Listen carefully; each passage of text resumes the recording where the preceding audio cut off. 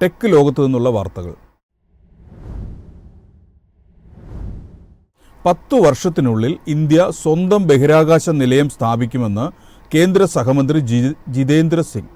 നിലവിൽ അമേരിക്കയും ചൈനയും മാത്രമാണ് സ്വന്തമായി ബഹിരാകാശ നിലയങ്ങളുള്ള രാജ്യങ്ങൾ. ബഹിരാകാശ പര്യവേക്ഷണം, ബയോടെക്നോളജി, സമുദ്ര വിഭവ വികസനം എന്നീ മേഖലകളിൽ നേട്ടങ്ങൾ കൈവരിക്കാൻ രാജ്യം ഒരുങ്ങുകയാണെന്ന് കേന്ദ്ര ശാസ്ത്ര സാങ്കേതിക ബഹിരാകാശ സഹമന്ത്രി ജിതേന്ദ്ര സിംഗ്. ആഗോള സാങ്കേതിക രംഗത്ത് ഇന്ത്യയുടെ സാധ്യതകൾ പ്രയോജനപ്പെടുത്താൻ 2035ഓടെ സ്വന്തം ബഹിരാകാശ നിലയമായ ഭാരതീയ അന്തരീക്ഷ നിലയം സ്ഥാപിക്കും. 2040ഓടെ ഇന്ത്യൻ ബഹിരാകാശ സഞ്ചാരിയെ ചന്ദ്രനിൽ ഇറക്കുകയെന്ന ലക്ഷ്യം സാക്ഷാത്കരിക്കുമെന്നും മന്ത്രി പറഞ്ഞു. ഡൽഹിയിൽ നടന്ന പൊതുപരിപാടിയിൽ സംസാരിക്കുകയായിരുന്നു അദ്ദേഹം. ഗഗൻയാൻ പദ്ധതിയുടെ ഭാഗമായി ഭാരതീയ അന്തരീക്ഷ നിലയം സ്ഥാപിക്കുന്നതിനുള്ള പദ്ധതിക്ക് കഴിഞ്ഞ സെപ്റ്റംബറിലാണ് കേന്ദ്ര മന്ത്രിസഭ അംഗീകാരം നൽകിയത്. നിലവിൽ അമേരിക്കയും ചൈനയും മാത്രമാണ് സ്വന്തമായി ബഹിരാകാശ നിലയങ്ങളുള്ള രാജ്യങ്ങൾ.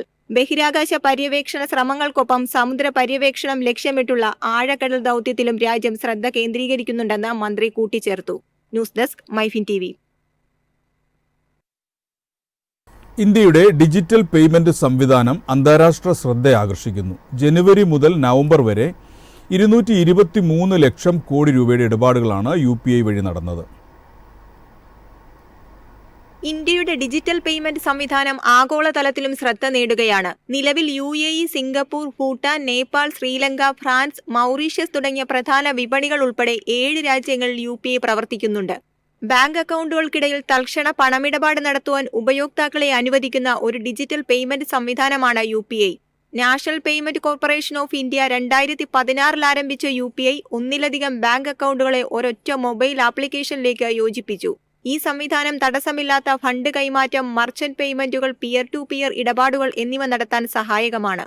UPI സാമ്പത്തിക ഇടപാടുകൾ വേഗമേറിയതും സുരക്ഷിതവും ആയാസരഹിതവുമാക്കുക മാത്രമല്ല, വ്യക്തികളെയും ചെറുകിട ബിസിനസ്സുകാരെയും വ്യാപാരികളെയും ശാക്തീകരിക്കുകയും രാജ്യത്തെ പണരഹിത സമ്പദ് വ്യവസ്ഥയിലേക്ക് നയിക്കുകയും ചെയ്തു.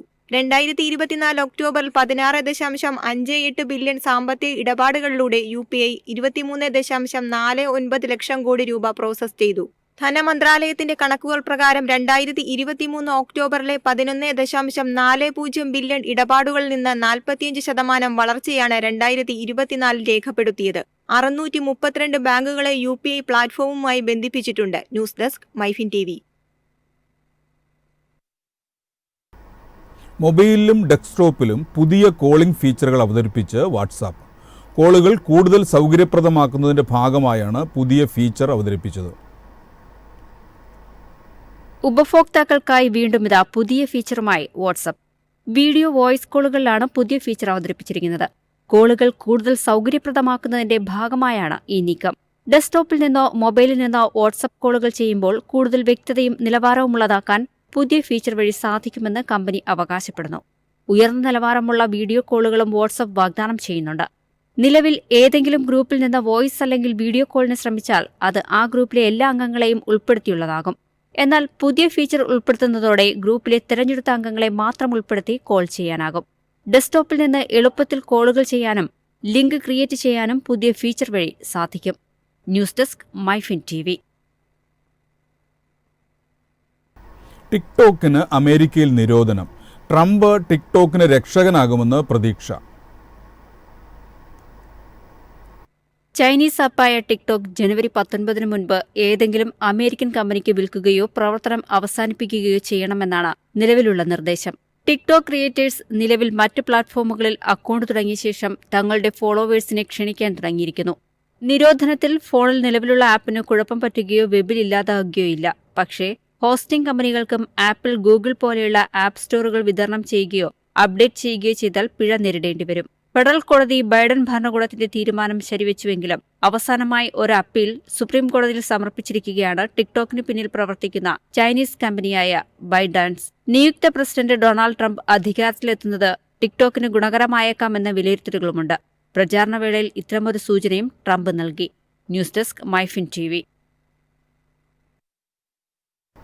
സെപ്റ്റോയുടെ വരുമാനം ഇരട്ടിയിലധികം വർദ്ധിച്ച് 4454 കോടി രൂപയായി.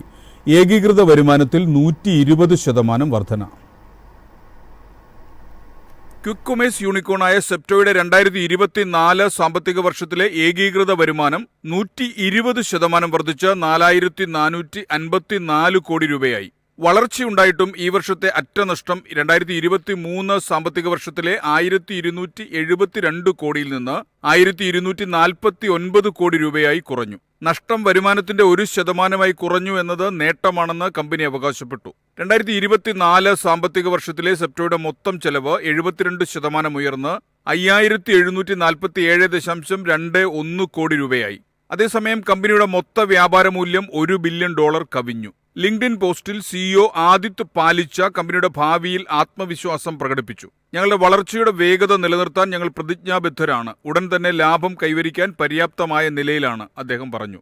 News desk MyFin TV.